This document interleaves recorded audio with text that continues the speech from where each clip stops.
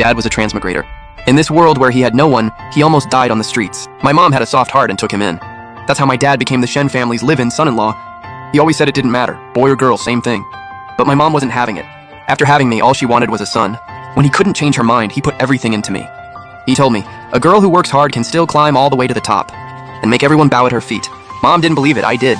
And eventually I really did sit on that throne. Dad said he came from another world, where men and women were equal.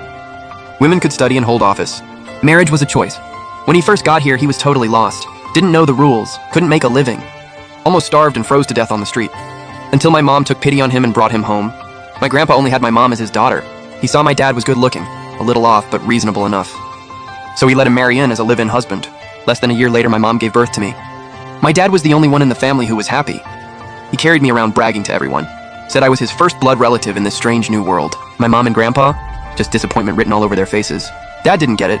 Back where he came from, having a daughter was something to celebrate. He tried to reason with my mom. Talked about equality. Said daughters could take care of their parents too, and bring honor to the family. Mom just went silent and kept drinking those bitter fertility potions. Dad's heart slowly went cold. He knew you can't change a grown adult's mindset, so he poured every bit of his hope and love into me.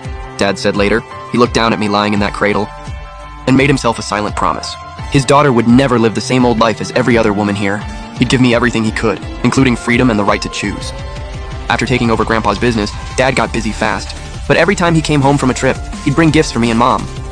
Big things like gold and jewelry, small things like candied skewers and street toys. He'd buy it all for me if he could.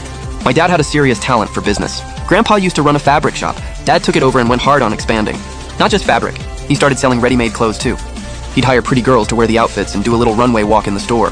Those clothes would get snatched up by fashion-loving girls in no time. Dad would always bring me nice clothes too. But as the business grew, he came home less and less. Mom would wait at the door every single day, and all she'd get were things the servants brought back. In less than 5 years, we weren't just a fabric shop anymore. Braised food, hot pot, a market, you name it. Shops nobody had ever heard of before.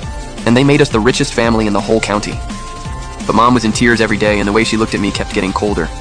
She'd say it all the time. You should have been a boy. I used to push back. Dad says it doesn't matter, boy or girl. I can hold my own just the same. And Mom would laugh, that sarcastic, mocking laugh. Then out of nowhere, Dad appeared behind us. He waved me over and I ran straight to him. He picked me up just like he always did. Bounced me a little in his arms to check if I'd lost weight.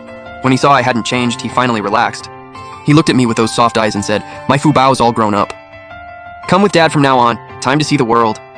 Dad told me later. He'd realized back then that money alone wasn't enough. In a world built on rank and status, merchants were at the bottom. His daughter, out on her own one day, would get walked all over just because of who her family was. He had to move up. For me, he was willing to do anything. That night, Mom and Dad had their first huge blow-up. Mom said,